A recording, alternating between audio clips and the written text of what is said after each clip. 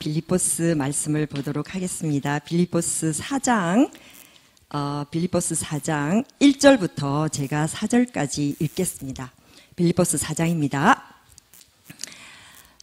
그러므로 나의 사랑하고 사모하는 형제들, 나의 기쁨이요 면류가 아닌 사랑하는 자들아, 이와 같이 주 안에 서라.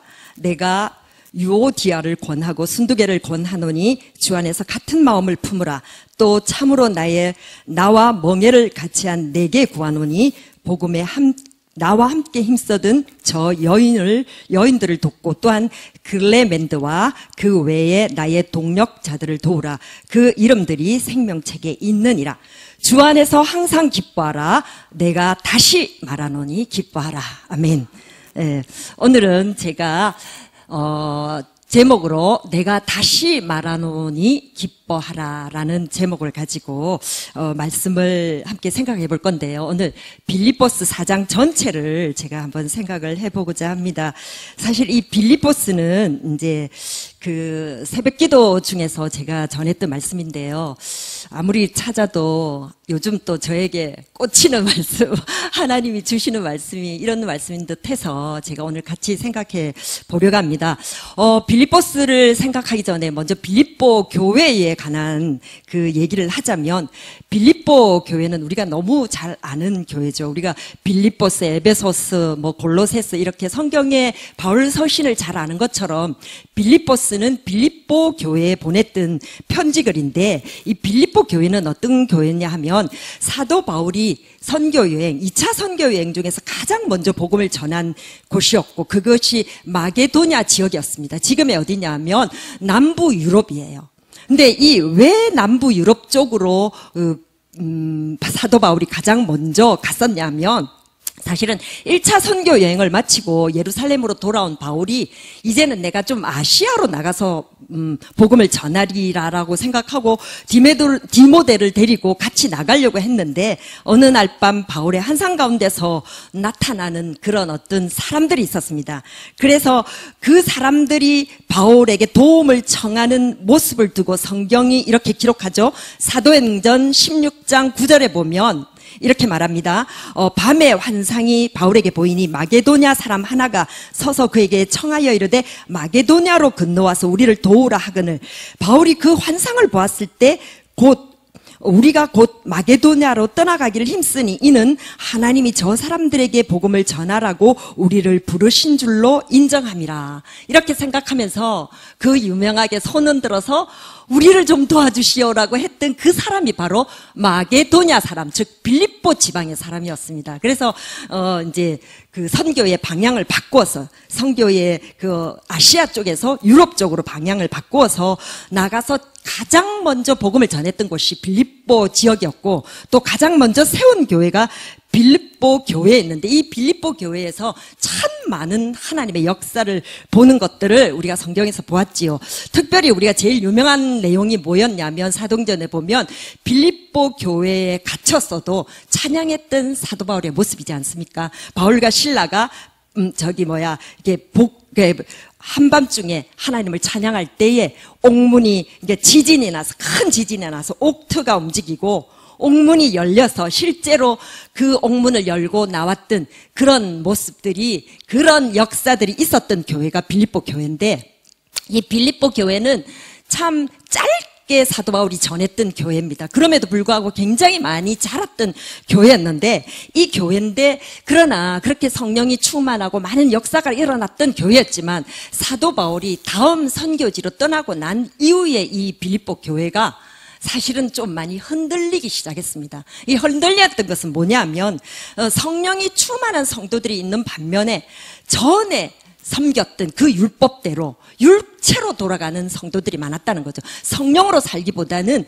육체로 돌아가서 자기 힘으로 사는 성도들이 있어서, 오히려 이런 성도들이 성령 충만한 성도들을 비방하고 시기하고, 그래서 모든 교회들이 이렇게 흔들리는 그런 모습이 되고 있는 그런 소문들을 바울이 옥중에서 들었습니다. 그래서 이 사실은 빌립보스나 에베소스나 이런 성경들은 옥중 서신이라고 하는데, 사도 바울은 로마에까지 가서, 그다음에 로마에서 감옥에 갇혀서, 감옥에 갇혀 있는 동안에 이 편지 글들을 썼지만 사실 이 옥중서신이라고 하는 이 말 가운데서도 얼마나 그 간절함이 여겨지는지요. 그러니까 옥중에 있기 때문에 찾아가진 못해도 또 정말 그러나 간절한 마음을 전하기 위해서 편지글로 그 성도들에게 얘기하는 그 사도의 마음을 잘 표현한 것이 옥중서신이라고 할 수가 있습니다. 그래서 이 빌립보서가 옥중서신이지만 특별히 빌립보에 보내는 이 옥중서신은 짧게 쓰여져 있습니다. 4개의 장으로.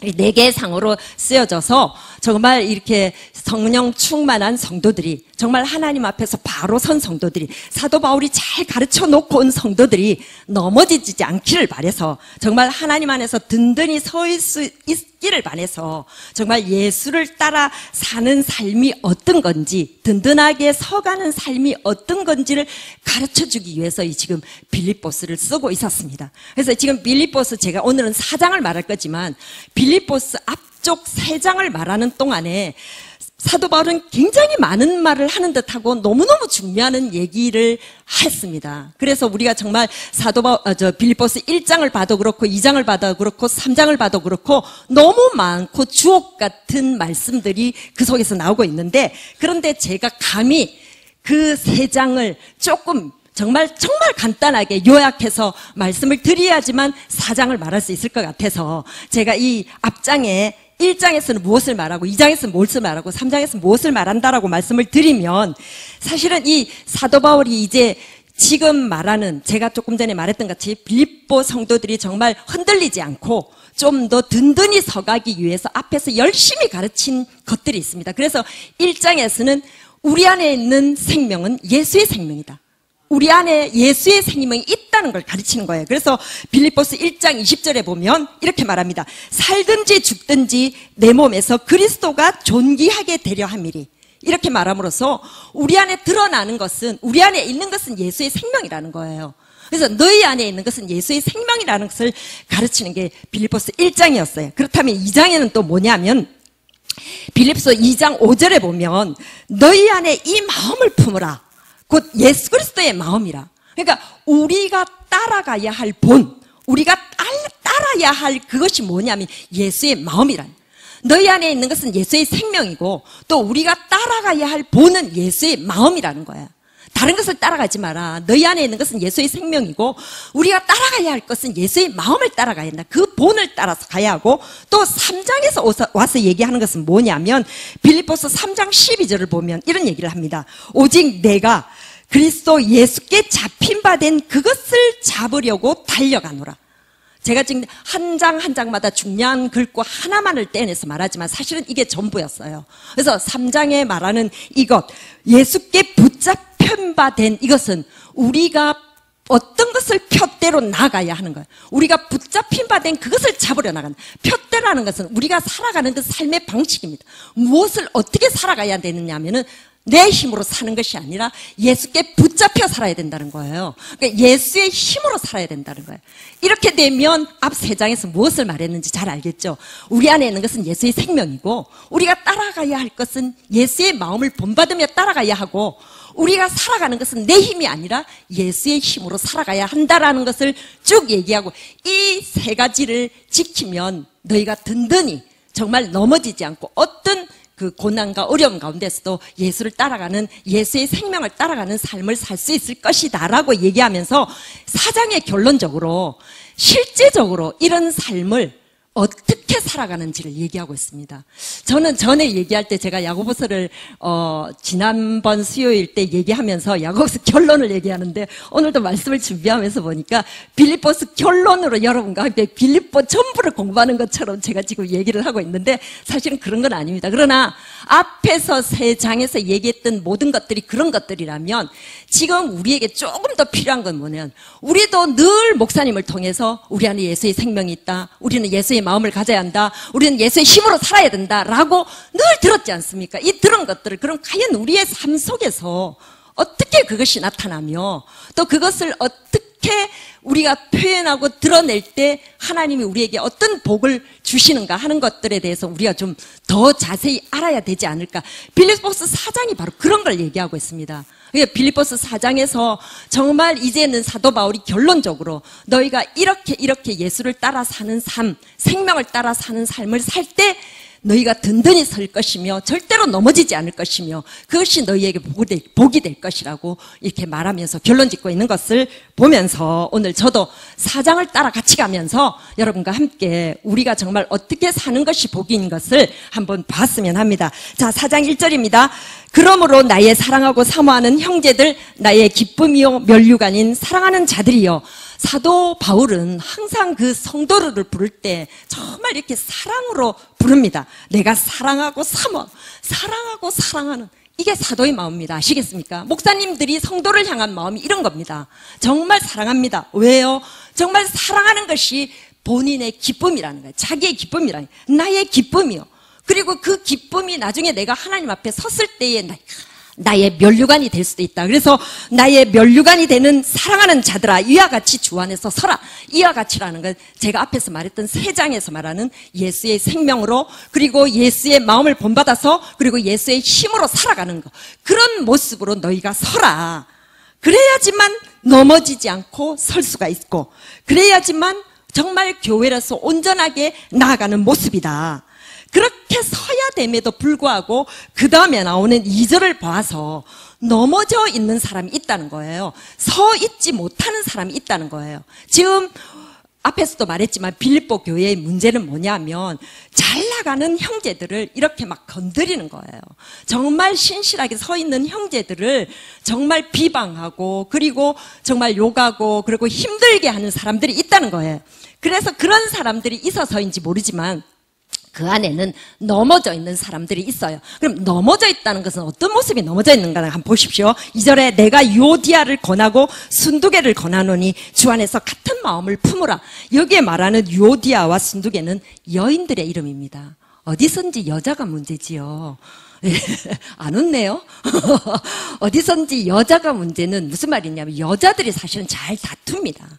잘 다투어요. 무슨 문제들로 다투는지 모르겠지만 유오디아에게도 내가 권한다.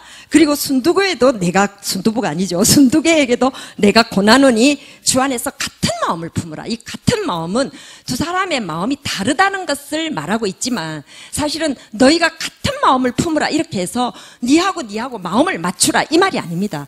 주 안에서 같은 마음이기 때문에 너희 둘 다 예수께로 마음을 맞추라는 거예요. 예수의 마음과 같은 마음이 되지 않으면 안 된다.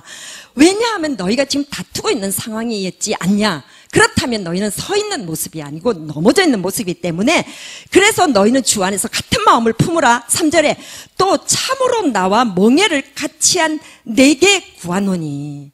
아까도 말했지만 이 두 사람 유오디아와 순두개는 다투고 반복하고 있는 상황이지만 사실은 이 두 사람 다 자기가 어떻게 하고 있는지를 잘 몰라요.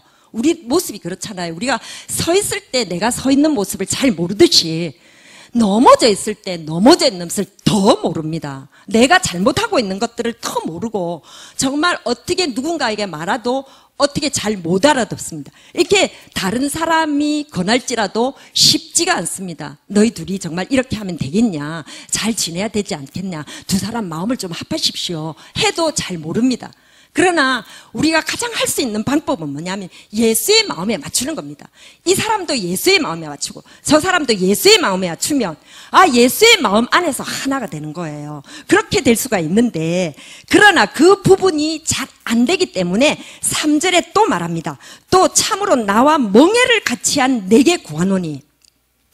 여기서 말하는 멍에는 나와 멍에를 같이 했다는 거예요. 사도 바울이 메고 있는 멍에와 또 너희 중에서 누군가가 나와 똑같이 멍에를 메고 있다면 이 멍에는 사도 바울이 메고 있는 멍에는 예수의 멍에겠죠. 우리가 말하는 찬송에서도 말했지만 나는 사랑에 매여, 나는 예수의 사랑에 매였다는 말하고 똑같아요. 그러니까 예수의 생명에 매여 있는 거예요.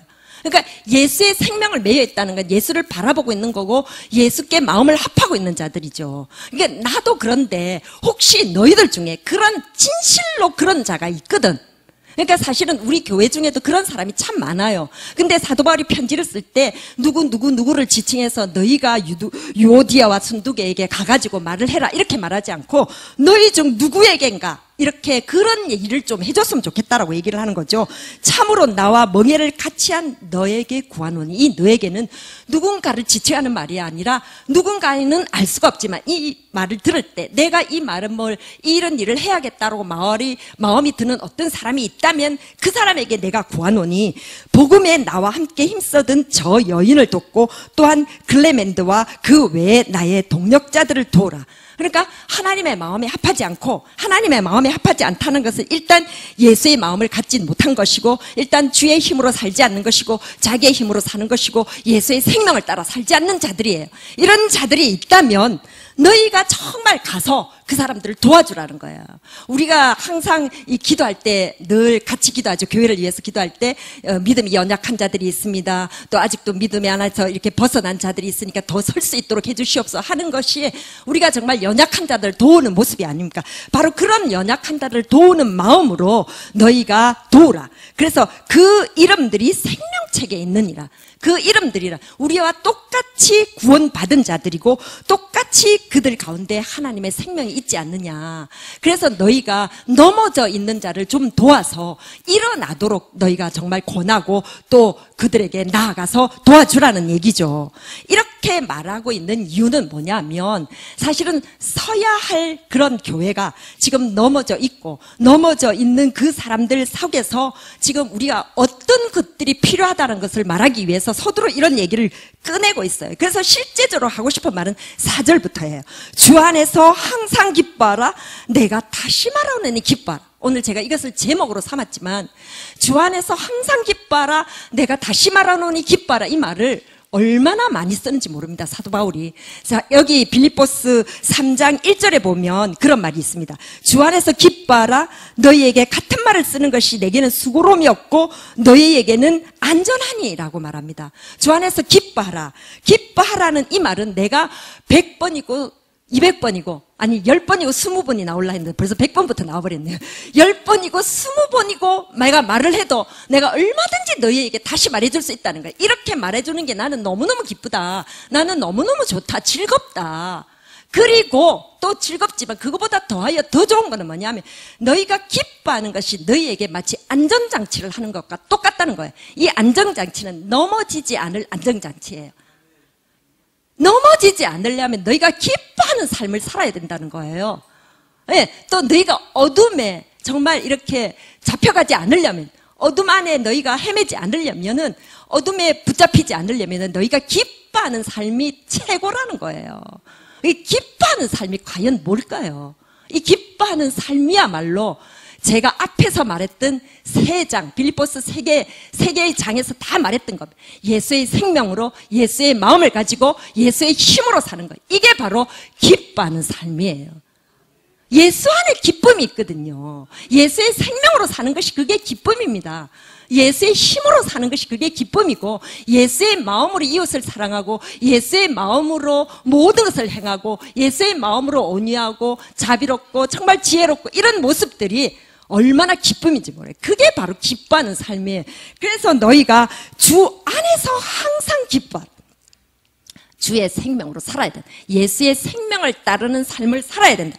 다시 말하노니 기뻐하라. 아까도 말했죠. 내가 10번이고 20번이고 말해도 나는 힘들지 않다. 말해달라고 또 다시 말해줄게. 그래 또 이해 또 다시 말해줄까. 뭐라고 말했다고? 기뻐하라고. 이 기뻐하는 이 마음은 예수의 생명을 따라 사는 마음이에요. 그러니까 예수의 생명을 따라 사는 것이 우리가 예수 안에 있는 우리가 할 수 있는 일이고 우리가 든든히 서 있을 수 있는 그런 모습이다. 그러나 사실은 이 기뻐하는 삶에 대해서 우리를 방해하는 것이 얼마나 많습니까? 아까도 말했지만 우리가 정말 같은 이 성도들끼리도 마음이 맞지 않을 때 기뻐하는 삶이 방해가 됩니다. 또 우리의 삶 속에서 만나는 모든 어려운 일들, 특별히 물질로 말미암아 만나는 모든 어려운 일들, 그리고 어떤 사람과 사람 사이에서 만나는 일들, 내 자식으로 인한 일들, 모든 삶에서 만나는 일들이 내가 기뻐하는 삶을 방해한다는 거죠. 기뻐하는 삶은 내가 예수만 따라가야 하는 삶이고, 내가 정말 예수 안에서 정말 평안하고 사랑하고 온유하고 이런 모습으로 살 수 있는 그 삶이 내게는 기쁜 삶인데 그 삶에서 우리를 정말 방해하는 것들이 많다는 거죠. 그래서 그 다음에 기뻐하기 위한 실제적인 모습을 얘기하고 있습니다. 5절에 자, 너희 관용을 모든 사람에게 알게 하라. 주께서 가까우시니라. 너희 관용을 알게 하라. 자, 이 말도 참 어려운 얘기예요. 단어가 어려운 게 아니라 따라하는 게 참 어려워요. 이 관용이라는 게 뭐냐면 이해와 용서와 배려와 용납과 사랑이 그 속에 다 들어있어요. 말하자면 이 관용 속에는 어떤 문구가 들어있냐면 너희가 정말 원수까지 사랑하라는 이 말, 그 다음에 뭡니까? 너희 왼뺨을 치는 자에게 오른뺨도 돌려대라. 그리고 너희 겉옷을 가지고자 하는 자에게 속옷도 주라. 이런 얘기가 그 속에 다 들어있는 거예요. 이게 관용이에요. 이게 한마디로 말했으면 내 이웃을 사랑하라는 거예요.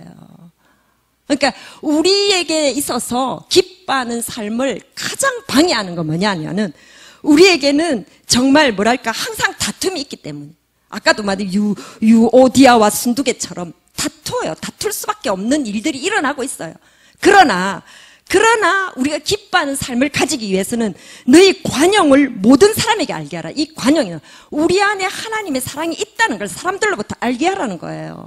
그러니까 우리 안에 하나님의 사랑이 있다라고 말하는 거는 정말 하나님의 사랑으로 이웃을 사랑하라는 거죠. 이웃을 사랑할 때 너희는 기뻐하는 삶을 가질 거고 내가 이웃을 사랑하는 것을 사람들이 좀 알도록 해라는 거예요. 근데 너무 힘들죠. 그래서 그 뒷말을 붙여놓은 거예요. 주께서 가까우시니라. 너희 힘으로 하려고 하는 게 아니라 주께서 가까우시리라는 말. 주께서 너희와 함께 하시니라. 그러면 우리가 그 관용을 볼 수 있습니까? 없습니까? 있습니다. 주께서 우리와 함께 하시면 어떻게 하십니까? 힘을 주십니다. 참을 수 있는 힘을 주시고 용납할 수 있는 힘을 주시고 그리고 우리를 아무리 힘들게 하더라도 이웃을 사랑할 수 있는 힘을 주시기 때문에 너희와 함께하는 하나님으로 너희 관용을 모든 사람에게 알리라는 거예요. 이게 우리가 기뻐할 수 있는 그런 삶을, 기뻐하는 삶을 살 수 있는 첫 번째 모습입니다. 우리가 기뻐하는 삶을 살 수 있다. 왜? 하나님이 우리와 함께 하니까. 기뻐하는 삶을 사는 우리의 모습이 이렇게 이루어진다는 거예요. 내가 내 안에 있는 하나님을 의지함으로 그분의 힘을 얻어서 우리의 관용을, 우리의 사랑을 이웃에게 알려주는 거예요. 그리고 이제 6절이죠. 우리가 얼마나 이 6절에 대해서 많이 외우고 있습니까? 오늘도 외우려고 생각하고 있어요. 아무것도 염려하지 말라. 아무것도 염려하지 말라. 그러면 너희가 정말 모든 지각에서 뛰어난 하나님의 평강이 그리스도 예수 안에서 너의 마음과 생각을 지키시리라. 그 말씀으로 우리는 정말 어쩌면 힘을 냅니다. 근데 똑떼내서 생각하지 마시고요. 우리가 정말 넘어지지 않으려면 먼저 뭘 해야 된다고요? 염려하지 말아야 된다. 왜요? 염려는 우리가 넘어지게 하는 가장 첫 번째 큰 힘이고 또 내가 정말 기뻐할 수 없는 삶을 살게 하는 가장 1등 공신이에요. 내가 염려하는 그것이.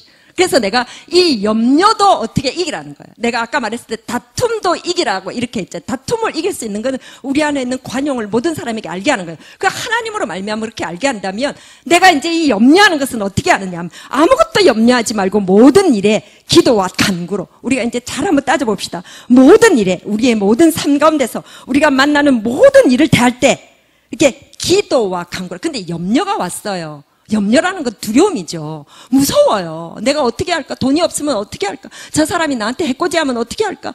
내가 이 일이 안 되면 어떻게 할까? 이런 염려들이 막 왔는데 그럴 때 자, 이 말을 제가 설명하기 전에 한번 얘기를 해볼게요. 시집간 딸이 걱정이 많이 생겼어요. 그러면 그 딸은 당장 누구를 찾을까요?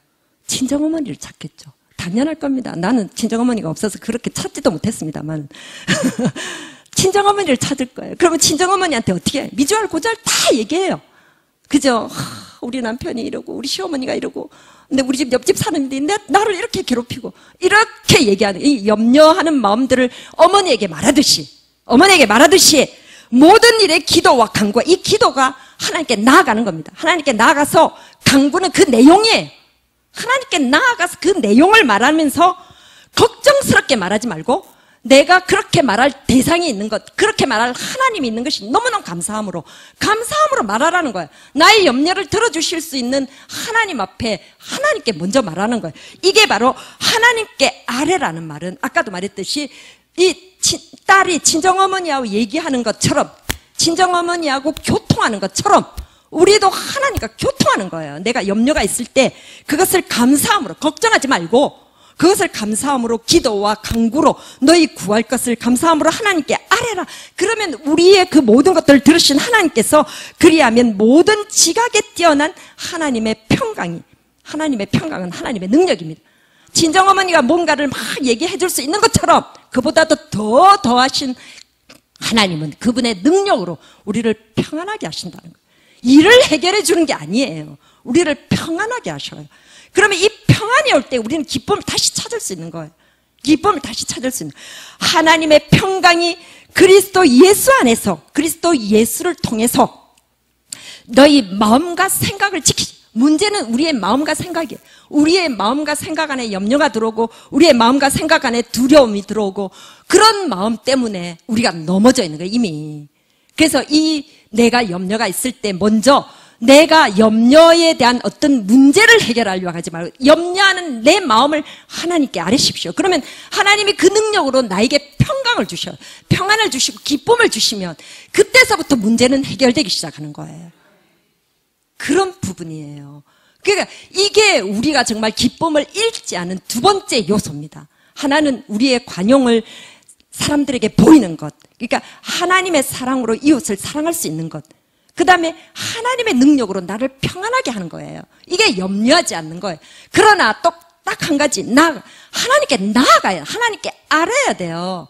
아뢰는 것은 우리가 기도하고 간구르지만 또 하나님과 교통함이 있어요. 날마다 뽀르륵 정말 친정어머니한테 전화를 거는 것처럼 우리도 늘 하나님께 나아가야 돼요. 늘 하나님과 교통함이 있어야 돼요. 하나님께 아뢰미 있을 때 하나님은 예수를 통해서 우리 마음과 생각을 지키시고 우리에게 평강을 유지하게 하시고 기쁨의 생활을 잃지 않게 하시는 거예요. 그 다음에 이제 8절에서부터 끝으로라고 사도 바울은 얘기하고 있지만 끝으로 형제들아 무엇에든지 참되며 무엇에든지 경건하며 무엇에든지 오르며 무엇에든지 정결하며 무엇에든지 사랑받을 만하며 무엇에든지 칭찬받을 만하며 무슨 덕이 있든지 무슨 기림이 있든지 이것들을 생각하라. 이 가운데는 6가지의 그 생명의 특성이 나옵니다. 하나님의 생명의 특성이에요. 예수 그리스도의 생명의 특성은 뭐냐면 참됩니다. 거짓이 없습니다. 그리고 경건합니다. 경건하다면 하나님이 나타납니다. 그걸 보면 예수의 어떤 그 생명을 사는 사람에게는 하나님이 보여요. 그러니까 경건하고 무엇이든지 의로워요. 불의가 없어요. 그리고 무엇이든지 정결하다는 의도가 없어요. 요즘도 어떤 정치가처럼 자기를 위해서 뭔가를 막 하지 않아요. 그러니까 이게 의도가 없는 정말 깨끗한 순수한, 그러니까 예수 믿는 사람의 삶은 그렇다는 거예요. 정결하고 자기의 유익을 도무지 구하지 않으며 무엇에든지 사랑받을 만. 왜 그 사랑받을 만하면 나도 사랑으로 행함으로, 내가 주의 사랑으로 행하기 때문에 누구든지 나만 보면 막 나한테 따라오려 그래. 사랑해 주려고 그래요. 그래서 사랑받을 만하며 그 다음에 무엇에든지 칭찬받을 만하며, 당연하죠. 사랑받을 만한 사람이 칭찬을 받죠. 그래서 무슨 덕이 있든지 무슨 기림이 있든지 어떤 좋은 일이 있든지 어떤 칭찬받을 일이 있든지 간에 너희는 무엇을 생각하라. 이런 예수의 생명을 따라 행하라는 거예요. 이것이 기쁨을 잃지 않는 너희의 삶이 될 것이라는 거죠. 이 3가지예요. 너희 관용을 사람들에게 알게 하고 그 다음에 염려하지 말고 하나님께 아뢰므로 하나님으로 말미암아 그 모든 것들에 너희 생각을 지킬 수 있게 하고 그 다음에 어떤 덕이 있든지 무슨 좋은 일이 있든지 어떤 기림이 있든지 어떻게 칭찬한 받을 만한 일을 해야 하든지 한다면 모든 것이 예수의 그 생명을 따라 행해라. 그러면 너희가 저 사람 참 덕이 많구나. 저 사람 참 칭찬할 만구나. 그런 칭찬을 받게 된다는 거죠. 그러면 우리 안에 기쁨이 얼마나 솟아나고 그 기쁨이 절대로 없어지지 않는 그 삶이 이루어질 것이다. 그래서 우리가 이렇게 기뻐하는 삶이 우리가 예수 안에서 서 있는 삶이다. 그런데 또 한 가지가 있습니다. 이런 얘기를 하고 난 뒤 다른 데는 없는 빌립보 교회에만 있는 얘기를 한 가지 하고 있어요. 자, 10절에 보면 내가 주 안에서 크게 기뻐함은 너희가 나를 생각하던 것이 이제 다시 싹이 나미니 너희가 또한 이를 위하여 생각은 하였으나 기회가 없었느니라. 이 말은 무슨 말이냐면 빌립보 교회는요, 참 아까도 말했죠. 성령이 충만한 교회였지만 또 한 가지 유명한 건 뭐냐면 그 사도 바울을 물질로 섬김에 정말 열과 성을 다했던 교회예요. 너무너무 뭐랄까 이렇게 사도 바울을 물질로 섬겼다는 말이 어디에 나오냐면 고린도후서 8장 1절에 나옵니다. 고린도후서 8장 1절 보면 형제들아 마게도냐 교회들에게 주신 은혜를 우리가 너희에게 말하는, 이건 고린도 교회에 있는 사람들에게 마게도냐 교회를 자랑하면서 얘기하는 건데, 마게도냐 교회가 빌립보 교회입니다. 마게도냐 교회들에게 주신 은혜를 우리가 너희에게 알리노니 환난의 많은 시련 가운데서 그들의 기쁨과 극심한 가난이 그들의 풍성한 연보를 넘치도록 하게 하였느니라. 내가 증언하노니 그들이 힘대로 할 뿐 아니라 힘에 지나도록 자원하여 이 은혜와 성도 섬기는 일에 참여함에 대하여 우리가 바라던 것뿐만 아니라 그들이 먼저 자신을 주께 드리고 또 하나님의 뜻을 따라 우리에게 주었도다. 그리고 또 빌립보서 4장 15절에서 16절을 보면 바로 그 다음입니다만은, 빌립보 사람들아 너희도 알거니와 복음의 시초에 내가 마게도냐를 떠날 때 주고받는 내 일에 참여한 교회가 너희 외에는 아무도 없었느니라. 데살로니가에 있을 때도 너희가 한 번뿐 아니라 두 번이나 나의 쓸 것을 보내었도다. 이렇게 말하는 것들을 보면 얼마나 빌립보 교회가 물질로 하나님을 섬겼는지를 알 수가 있습니다. 그래서 이런 일들이 정말 이렇게 나타나는 하나님을 물질로, 그러니까 이 사도를 물질로 섬기는 이 일이 다른 데는 정말 찾아볼 수 없을 만큼 빌립보 교회는 정말 그런 모습이 있었고, 그래서 내가 주 안에서 크게 기뻐함은 이라고 다시 얘기를 하는데, 빌립보 교회가 처음에는 이 사도 바울을 쭉 물질로 섬기다가 사도 바울이 아마 로마로 가는 동안, 로마의 감옥에 가는 동안 아마 이 물질의 그 지원이 끊어졌나 봐요. 근데 이 물질의 지원이 끊어진 거는 성도들이 우리는 이제 못하겠다가 아니라 사도 바울과 이렇게 연결이 안 돼서, 이렇게 연결이 되지 않아서 끊어졌던 것 같은데, 그런데 지금 이 빌립보스를 쓰는 이 당시부터 아마 그게 이어졌던 것 같아요. 그래서 내가 주 안에서 크게 기뻐함은 너희가 생각하는 것이 이제 다시 싹이 남이니, 전에 너희가 했던 그 물질의 섬김이 다시 시작되었으니 너희가 또한 이를 위하여 생각은 하였으나 기회가 없었음이라. 그런데 이런 것들이 결론적으로 말하면 뭐냐면, 나중에 보면 18절 후반절에 한번 보시면요, 이는 받으실 만한 향기로운 제물이요 하나님을 기쁘시게 한 거라. 이 물질의 섬김이 이런 것이 되겠는데, 그런데 이 얘기를 지금 꺼내기 전에 사도 바울이 한 가지 더 얘기하고 있어요. 한 가지 더 얘기하고 있는 거는 빌립보 성도들에게도 도움은 되겠지만 오늘날 우리에게 더 큰 도움이 되는 것 같아요.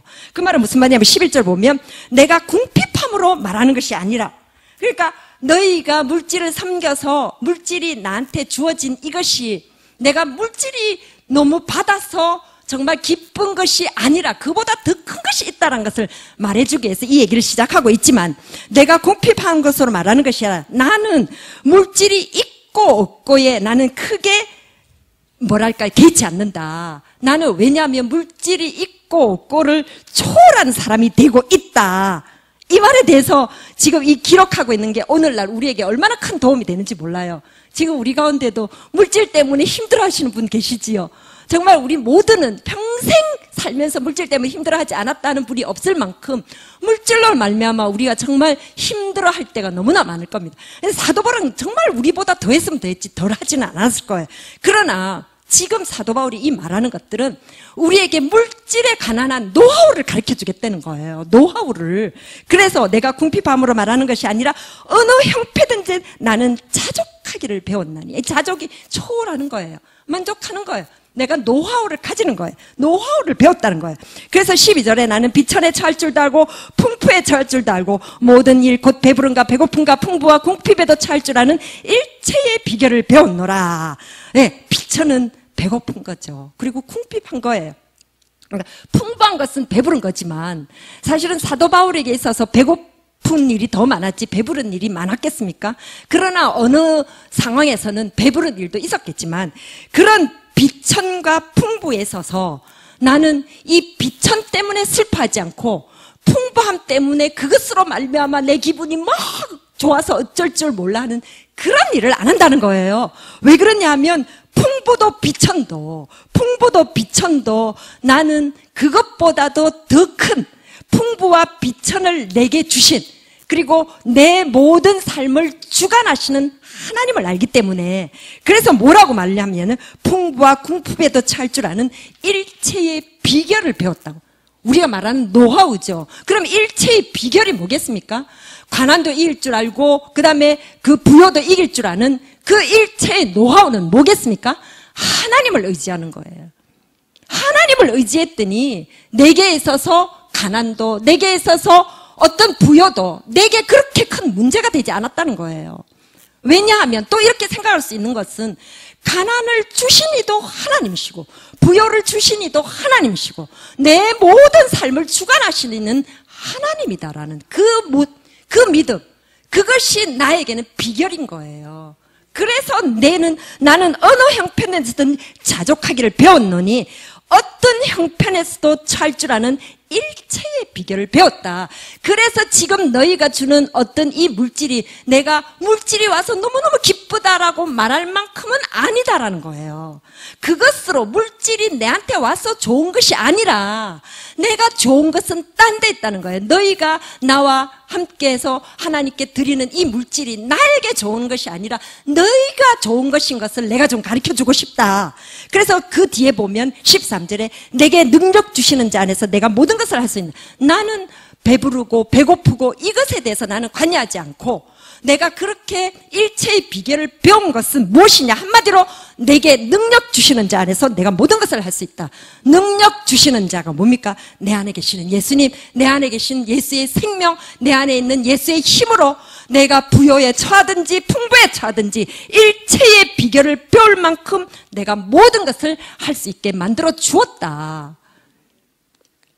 그러니까 이 사도 바울의 그 어떤 자기의 노하우가 오늘날을 사는 우리에게도 얼마나 도움이 되는지요. 그러니까 일단은 지금 빌립보 교회 성도들이 물질로 교회를 돕고 물질로 사도를 돕고 그다음에 하나님께 드리는 이 모든 것들은 그런 것들이 내게 도움이 되는 게 아니라 하나님께 드림이 되었다는 걸 말하기 위해서 이 얘기를 꺼낸 거거든요.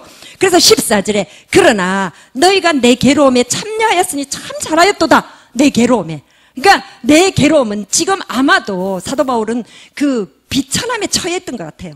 그러니까 지금 내가 어렵죠. 물론 어렵죠. 감옥에 있으니까 풍부하다고 하겠습니까? 모든 것이 필요했었죠. 그래서 이 모든 것이 필요할 이때에 내 괴로움에 너희가 참여했으니 그것마저 참으로 감사하고 감사하다. 그런데 다시 한번 생각할 것은 17절입니다. 15절은 아까 얘기했죠. 17절 내가 선물을 구함이 아니요 오직 너희에게 유익하도록 풍성한 열매를 구함이라. 그러니까 우리가 아까 하나님 앞에서 설 수 있고 기뻐할 수 있는 삶을 살 수 있는 것은 관용을 보이고 그 다음에 이게 염려하지 않고 그리고 모든 예수의 생명을 따라 사는 것이고 그 위에 더 하나 정말 너희 안에만 있는 것일 수도 있는 또 다른 사람에도 물론 있겠지만 너희 빌립보 성도들에게 특별히 있는 그 물질의 섬김이 하나님 앞에 기쁨이 되었다는 거예요. 그것이 바로 10절부터 얘기합니다. 내가 선물을 구함이 아니요 오직 너희에게 유익하도록 풍성한 열매를 구함이라. 내게는 모든 것이 있고 또 풍부한지라. 에바브로디도 편에 너희가 준 것을 내가 받음으로 풍족하니. 그죠? 여기서도 또 한 번 더 나오죠. 내가 정말 너희가 조금 준 것으로도 난 너무너무 풍족하다. 그런데 이것은 내가 선물을 구하는 것이 아닌데 선물은 개인에게 주는 거죠. 그리고 나에게 대해 주는 물질이에요. 너희가 드림은 나에게 주는 물질이 아니고 하나님께 드림이 되는 너희의 열매라는 거예요. 하나님께 드려지는 너희의 재물이라는 거예요. 그래서 18절 후반줄에 이는 받으실 만한 향기로운 재물이요 하나님을 기쁘시게 하는 것이라. 하나님을 기쁘시게 하는 것이라. 여러분 이런 거 생각해 보셨습니까? 헌금을 하실 때 이것이 나를 위하여 드린다라고 생각을 해 보셨습니까? 아니면 하나님을 기쁘시게 하는 것이라고 생각하면서 내보셨습니까? 어떤 사람은 거의 앞에 말처럼 하시는 분이 제가 볼 때는 많더군요. 내가 이것을 드림으로써 정말 이렇게 하나님이 나를 지켜주시고 하나님이 나의 재물을 지켜주시고 나의 자식을 지켜주시고 그저 또 하나님이 이것을 드림으로써 이렇게 내가 정말 믿음 위에 서게 해주시고 그거 다 자기를 위한 거잖아요. 하나님이 기뻐하신다는 거예요. 하나님의 기쁨이 되도록 올려드리는 것. 그게 내 마음을 드리는 것, 나를 드리는 것이에요. 나를 드리는 것. 이것이 하나님의 생명을 따라 하나님을 기쁘게 해드리는 겁니다. 그래서 그런 부분으로 18절, 이는 받으실 만한 향기로운 제물이요 하나님을 기쁘시게 한 것이라. 그러니까 이 하나님을 기쁘시게 했으니까 그런 기쁘시게 하는 그 성도들의 제물을 받은 하나님이 가만히 계실까요? 절대 가만히 있지 않습니다. 하나님이 우리가 제물을 바칠 때, 제물을 드릴 때, 물질을 드릴 때 나를 위해서 이것 좀 해주십시오 하면 하나님이 생각해 보겠지만, 하나님이 기쁘시게 하십시오, 하나님이 기쁨을 위해서 나를 드립니다라고 할 때는 하나님 절대 가만히 있지 않을 거예요. 절대로. 그래서 그 다음 얘기가 나옵니다. 그 다음에 나의 하나님이 그리스도 예수 안에서 영광 가운데 그 풍성한 대로 너희 모든 쓸 것을 채우시리라. 지금 여기서 말하는 모든 쓸 것이 여러분은 물질이라고만 생각합니까? 물질만은 아닙니다. 그러니까 우리가 정말 하나님을 기쁘시게 해드릴 때 우리가 하나님께 드리는 것이 물질만이 아니겠죠. 우리가 하나님께 시간을 드리고 우리의 마음을 드리고 우리의 믿음을 드릴 때 이것이 하나님을 기쁘시게 하는 제물이 된다면 하나님이 우리의 드림을 받으시고 하나님은 우리에게 필요한 모든 것들을 채워주신다는 거예요. 우리가 필요한 것이 물질이면 물질로, 힘이면 힘으로, 위로면 위로로, 사랑이면 사랑으로 우리에게 채워주시는데, 나의 하나님이 그리스도 예수 안에서 영광 가운데입니다. 그리스도 예수 안에서 영광 가운데, 그리스도가 영광으로 와 있는 거예요. 그리스도가 영광이면 어디에 와 있는 거예요? 그리스도가 임하여 와 있는 것은 어디예요? 우리 안이에요. 우리 안에서. 이 말을 잘 알아야 됩니다. 바깥에서 돈 봉투를 던져주는 게 아니셔요. 바깥에서 어떤 누군가를 어떻게 하는 게 아니라 하나님이 그리스도 예수 안에서 영광과 내 안에 있는 예수로 말미암아 우리에게 힘을 주시고 내 안에 있는 예수로 말미암아 풍성하게 하셔요. 돈 1,000원 받은 것보다 더 배부르게 하세요. 그런 그 모든 쓸 것을 채우시리라. 하나님이 그리스도 예수 안에서 우리가 드리는 하나님께 드리는 드림이 하나님의 기쁨이 되어서 하나님의 응답하심은 예수 그리스도 안에서 영광 가운데서 우리의 모든 쓸 것을 채우시는 그러한 하나님의 응답이 있다는 거예요. 그러고 난 뒤에 20절에서 23절까지는 이제 빌립보 교회를 향한 그 편지를 마감하는 모든 마감이 쓰여지고 있는데, 제가 마감을 다 하고 난 뒤에 앞에 일을 다 이야기들을 다시 한 번 더 요약하도록 하겠습니다. 20절에 보면 하나님 곧 우리 아버지께서 세세 무궁하도록 영광을 돌리시다. 아버지께, 그러니까 우리 아버지입니다. 지금 사도 바울과 빌립보 교회 성도들은 많이 떨어져 있어요. 로마에 있고 저 유럽에 있어요. 그렇지만 그 우리 하나님입니다. 그러니까 함께 바라보는 하나님이죠. 우리 하나님 아버지께서 세세 무궁하도록 하나님 아버지께 영광을 돌릴지어다. 왜 영광을 돌립니다? 그분이 예수를 통하여 우리에게 생명을 주시고, 그분이 예수를 통하여 우리에게 힘을 주셨고, 그분이 예수를 통하여 우리에게 모든 것을 허락하시니까 그 다음에 그분에게 무궁하도록 영광을 돌릴지어다. 아멘. 21절, 그리스도 예수 안에 있는 성도에게 각각 문안하라.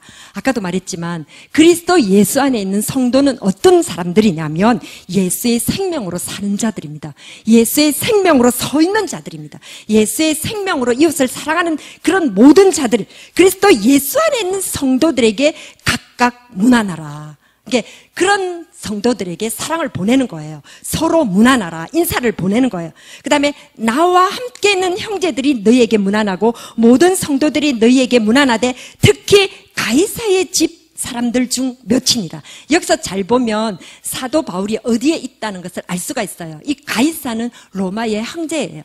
로마의 황궁에 있는 사람들이에요. 그러니까 지금 사도 바울이 모든 성도에게 문안하면서 누가 문안한다라고 안부를 전해주고 있냐면 나하고 함께 있는 사람들이 너희들에게 문안한다라고 얘기를 하고 있죠. 나와 함께 있는 자들, 모든 성도들이 문안하는데 특히 가이사의 집 사람들이라고 말합니다. 로마에 갇힌 일로 말미암아서 로마 사람들에게 사도 바울이 지금 몇몇 사람들에게 복음을 전했다는 증거가 여기에서 나오고 있죠. 이미 복음이 전파되고 있다는 기쁜 소식을 알리고 있는 건데, 근데 참 정말 더 기쁜 건 뭐냐, 그냥 평범한 로마 사람들이 아니라 어떤 사람들이라고요? 가이사 집 사람들이에요. 이 가이사 집 사람들은 두 가지 부류로 얘기할 수 있는데, 왕궁에서 일하는 사람들과 왕족들 두 부류겠지만, 왕궁에서 일하는 사람들이 좀 믿은 거 가지고 사도 바울이 이렇게 뭐랄까 기뻐하며 말하지는 않았으리라고 생각하고, 우리가 생각할 때 좀 더 크게 이 왕족들에게까지 이 복음이 전파된 그 소식을 지금 이 작은 한마디로 전해주고 있는 거예요. 그래서 너희가 정말 들여온 그 물질로 말미암아 정말 내가 이곳에서 정말 이렇게 복음을 전하면서 또 가이사의 집에 있는 사람들까지 복음을 전하면서 있다. 그 얘기를 전하면서 23절에 주 예수 그리스도의 은혜가 너희 심령에 있을지어다. 저는 참 사도 바울의 바울 서신을 너무 좋아합니다. 이렇게 편지 쓰기를 좋아해서 그런지 모르지만 처음 인사도 좋아하고 제일 마지막 인사도 참 좋아해요. 왜냐하면 진짜 제일 마지막 인사에서 여운을 남기거든요. 우리가 왜 드라마를 보면 제일 마지막에 뭔가 그냥 끝나는 것보다도 여운을 남기는 그런 끝이 있으면 제가 그 드라마에 대해서 우리가 다시 한번 생각해보는 그런 일이 있지 않습니까? 그것처럼 지금 사도 바울은 주 예수 그리스도의 은혜가 너의 심령에 있을지어다 하면서 정말 여운을 찡하게 남기고 있어요. 그 주 예수 그리스도의 은혜가 뭡니까? 지금까지 얘기했던 것이도 예수 그리스도의 생명과 예수 그리스도의 마음과 예수 그리스도의 힘과 예수 그리스도의 사랑과 주를 기뻐하게 하는 모든 그런 믿음들이, 그런 믿음들의 은혜가 어디에 있냐면 너희 심령에 있을지어다. 그런 은혜를 너희가 어디에서 구하려고 하느냐? 너희 심령에 있다. 왜요? 우리 심령에 누가 계셔요? 예수 그리스도께서 계시니, 그 예수 그리스도께서 우리에게 생명 주시고 예수 그리스도께서 그 마음을 우리에게 주시고 또 예수 그리스도의 힘을 우리에게 주시니까 너희 심령에서 그분과 교통하라는 거예요. 그분에게 아뢰고 그분에게서 힘을 얻고 그분에게서 정말 모든 것을 얻으라는 거예요. 그래서 그 얻는 것으로 말미암아 너희가 서라, 너희가 기뻐하는 삶을 계속 유지하라. 다른 데서 얻으려고 하지 마라. 다른 데서 들으려고 하지 마라. 너희 안에 너희 그리스도의 은혜가, 주 예수 그리스도의 은혜가 너희 심령 가운데서 너희를 가르치시고 너희에게 허락하시고 너희에게 주시려고 하고 있지 않느냐. 너희 안에 있는 예수님으로 말미암아 힘을 얻고 일어나라. 넘어지지 말아라. 기뻐하는 삶을 계속하라. 그리고 모든 것에서 하나님께 영광을 돌려드리라. 이런 말로 사도 바울은 여운을 남기면서 빌립보서의 끝을 맺고 있습니다. 저도 여러분과 함께 이 말씀의 끝을 맺으면서 여운을 남기려고 합니다. 여러분 가운데 누가 있습니까? 여러분의 심령 안에 누가 계십니까? 예수 그리스도께서 계십니다. 그분이 우리의 생명이시며 그분이 우리가 따라가야 할 본이시며 그분이 우리에게 힘을 주시는 분이십니다. 그분을 의지하면서 그분을 따라 사는 것이 우리가 정말 주 안에서 든든히 서 있는 것이고 우리가 정말 사랑할 수 있는 길이고 우리가 기뻐하는 삶을 잃지 않는 길입니다. 그런 우리의 모습이 되기를 바라면서 오늘 말씀은 여기까지입니다. 아멘.